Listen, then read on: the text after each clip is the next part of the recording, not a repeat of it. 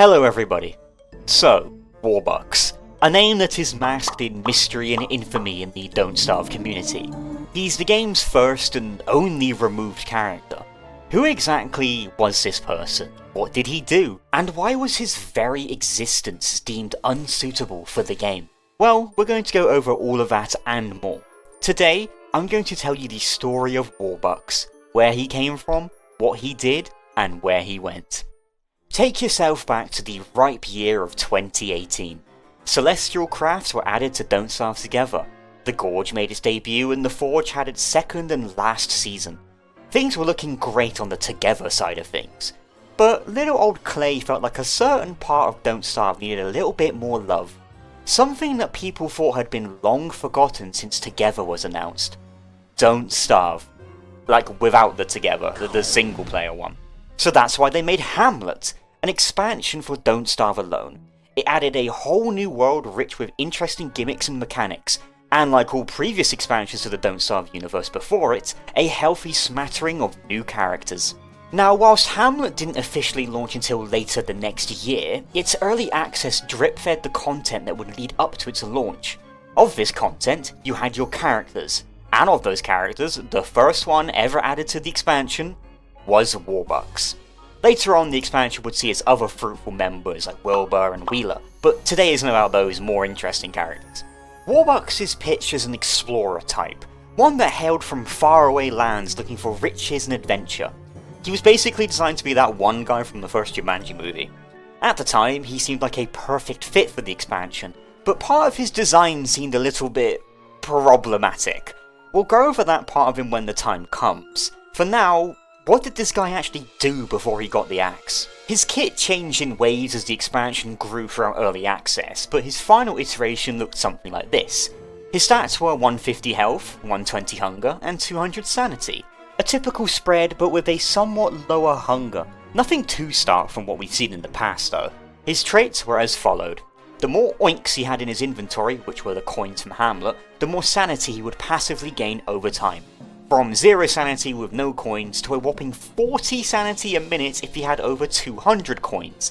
That's like double what Vanilla Maxwell has, and it means compared with his sanity pool, you'll get back up to max sanity in 5 minutes by doing absolutely nothing besides holding coins. On top of that, treasure hunting tools would have had half as much durability loss when used by him. This includes the magnifying glass, gold pan, ball pine hammer, and so on. He also started with a magnifying glass and pine hammer too.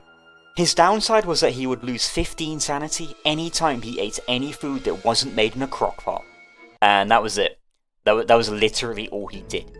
You need to keep in mind he was added in a time where character depth wasn't at its best, but even back then this arrangement of perks was still kind of lame.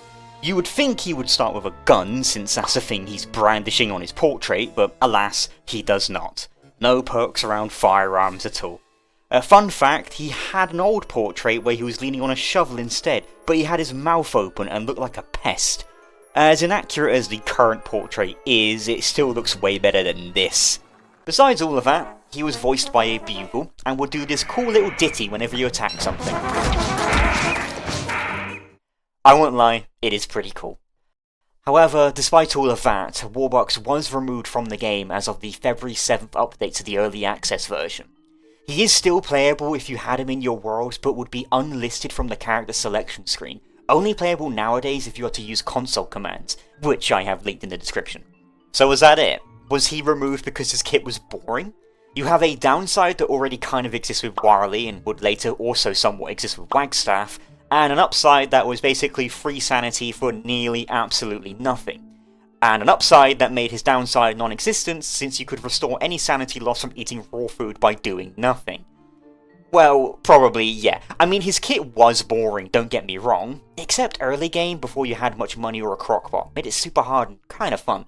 But it was only one rung on the ladder of why he was most likely removed. Instead of just speculating, why don't we look at the reasonings Clay gave for his removal? We weren't very happy with how Warbucks was working out. Whilst trying to find ways to make him work, we decided that he just wasn't as interesting as we would like, and so we made a decision to start from scratch with a new character. Later on in the forums, the clarification was explained more so. Ultimately, we felt Warbucks was both culturally problematic and also not very interesting to play, so we decided to start over. We understand some people may like aspects of him, and perhaps we'll bring some of those aspects back one day. In the meantime, we've decided to move on.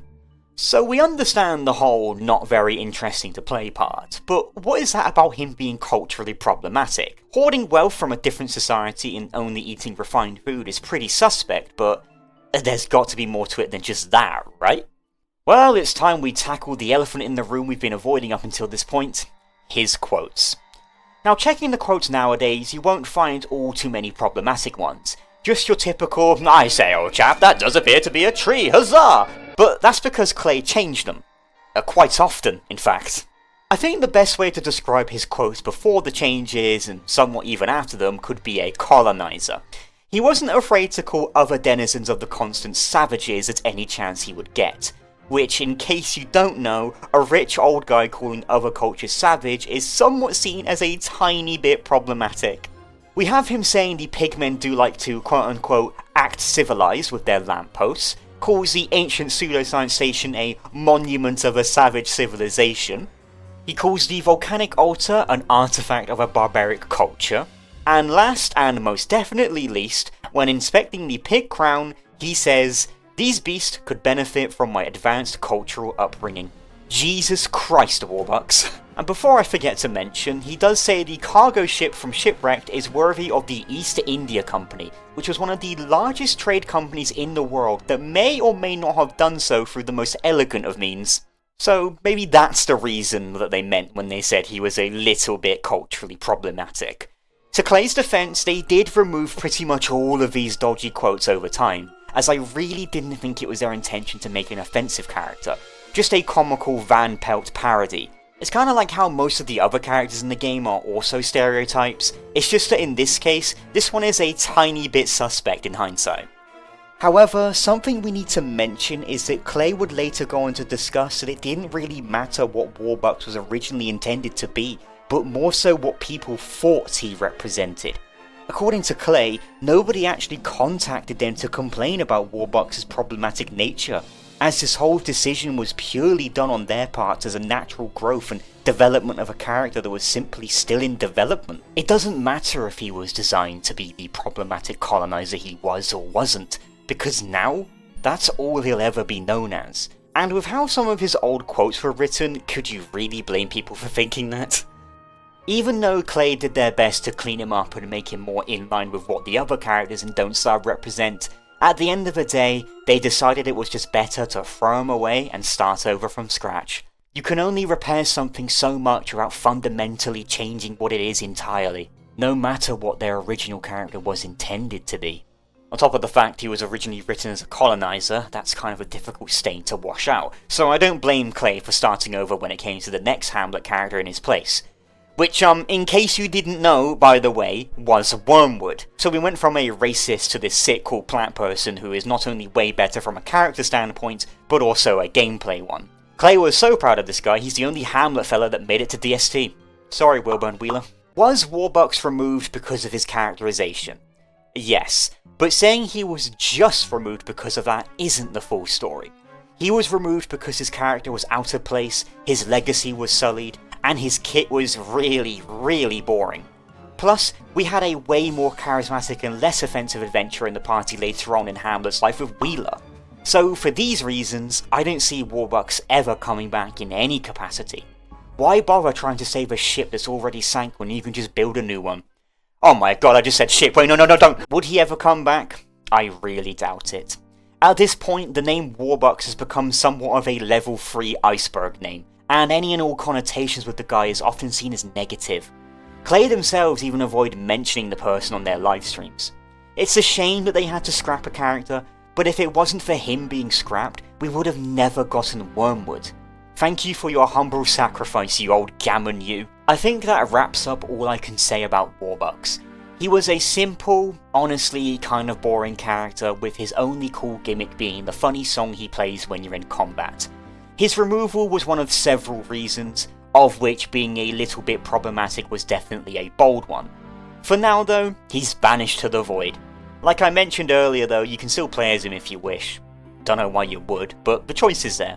Anyway, I'm off. I hope this video was informative to you guys. Take care everybody and have a lovely day. Bye bye.